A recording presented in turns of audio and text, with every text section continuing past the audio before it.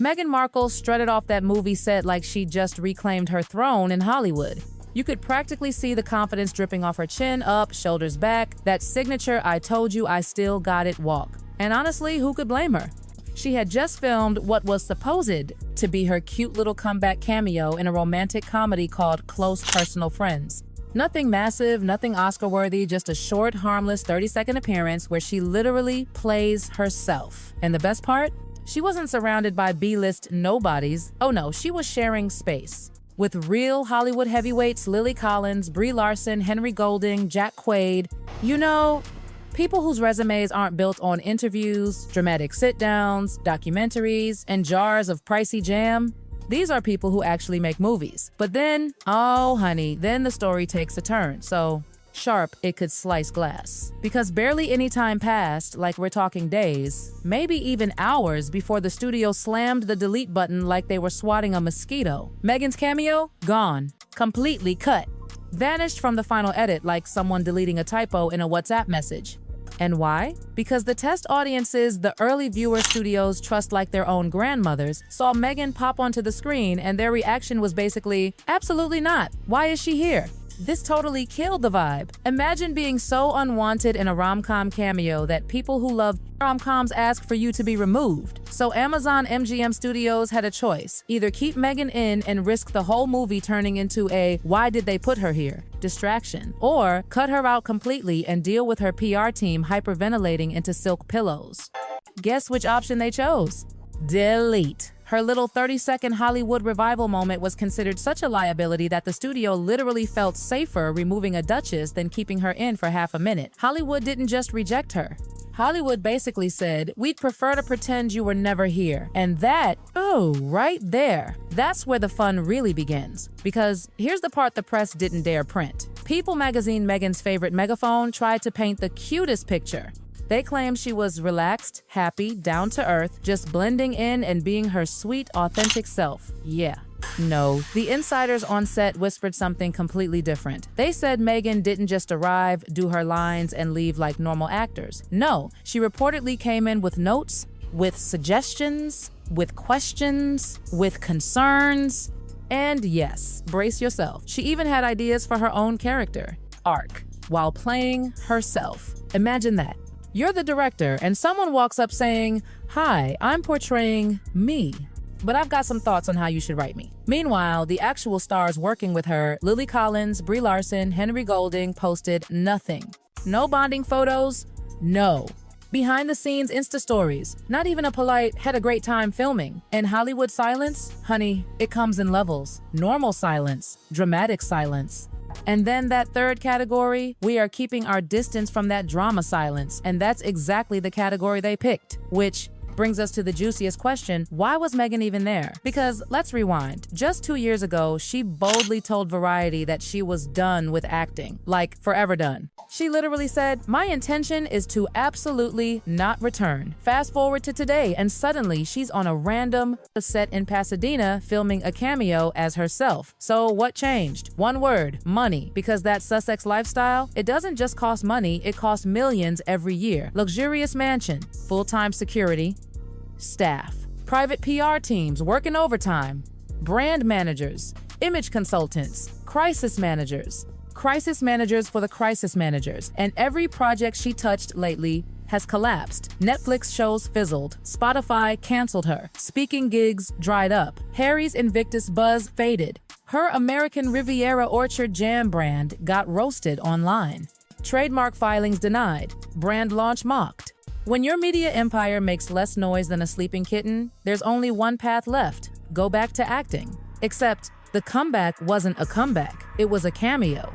A blink and you miss it walk-on moment that didn't even survive the editing room. Hollywood didn't just say no thank you, they closed the door, locked it, shut off the lights, and taped a sign saying, "We are closed." But wait, because the universe wasn't done stirring this pot.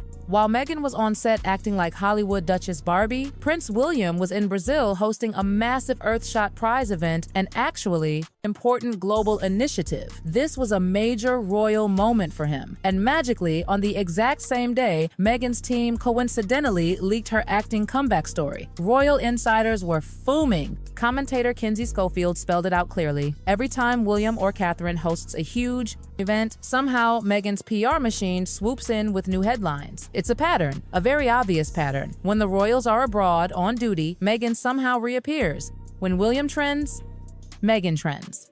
When Catherine recovers, Meghan's PR starts spinning. And this time, the timing looked extremely intentional to the palace. But hold on, because now comes the silence that shook the internet. If anyone should have supported Meghan, it was the Suits cast, her colleagues for 7 entire seasons. Her old crew, her work family, but guess what? Not one peep. Not one Instagram story, not one. Proud of you, Meg. The silence was deafening. Patrick J. Adams, quiet. Gabriel Macht, quiet. Sarah Rafferty, quiet. Gina Torres, quiet. Rick Hoffman, not a joke, not a meme, not a whisper. The whole cast basically lined up in a row going, "We're not touching that drama. Nope, not today." Only one man, Wendell Pierce, the actor who played her father, spoke kindly. But one defender out of a dozen? That's not support. That's a spotlight on isolation. And that isolation? That is Meghan's Hollywood story in one word: alone. No backup. No camaraderie. No safety net. Even the people who knew her best wouldn't go near the mess. And then there's Harry. Oh, Harry. This man gave up everything for Meghan. His home, his role, his identity, his family, his military honors, his royal duties, his country. He thought he was trading all of that for a thriving Hollywood empire with Meghan podcasts, films, brands, deals, fame, a new world. But what did he get? A canceled podcast, a mocked lifestyle brand, a docuseries that caused backlash, a wife whose Hollywood comeback got deleted. Imagine the heartbreak. You give up a 1,000-year-old monarchy, and Hollywood doesn't even want your wife for 30 seconds. Royal fans reject her. Hollywood rejects her. The business world laughs at her jam jars, and tabloids question Harry's stability. Sources say Harry is trying so hard to be supportive, but he's exhausted. He's losing pieces of himself. Rumors are already swirling about professional separation, Meghan chasing visibility, Harry chasing peace. Their paths not exactly aligned anymore. And now, the climax. Hollywood has quietly decided Meghan is too controversial, too polarizing, and too risky to hire. This wasn't about a cameo, this was a message. She isn't bankable. She brings noise, drama, division, not profit. Studios don't like drama unless it sells tickets, and Meghan's doesn't. So where does she stand now? The Royal Bridge? Burned. The Hollywood Bridge? Closed. The influencer lane? Mocked. The business path? Failed. The acting comeback? Deleted. It's not that she's untalented or doomed. It's that she has lost trust from Hollywood, from the royals, from colleagues, from audiences, even from brands. And that is the real tragedy. Not the cameo being deleted. Not the silence from Suits, not the PR games. The real tragedy is this: Meghan Markle has finally run out of identities to reinvent, and for a woman who built everything on reinvention, that's the harshest ending of all. And here's the part nobody wants to admit out loud, but everyone in Hollywood whispers behind perfectly manicured hands. Meghan didn't just lose a role, she lost the industry's benefit of the doubt. That invisible cushion celebrities get the grace, the second chances, the let's see what she does next curiosity. Meghan doesn't have that anymore. Not after the interviews, not after the documentaries, not after the public battles, not after the relentless PR spins that made even neutral observers exhausted. Studios don't just worry about her performance, they worry about everything that comes with her. The headlines, the backlash, the fan wars, the critics. The royal commentators who show up like Avengers every time she sneezes. It's too much baggage for a 30-second cameo, let alone a major role. And the saddest part? Meghan knows this. People close to her say she felt that silence on set, felt the distance, felt the lack of enthusiasm, felt the pause when she walked into a room, felt that subtle shift the way people look at you when they respect you versus when they're simply being polite. And for someone who once dreamed of Hollywood acceptance, that quiet rejection hits harder than any headline ever could.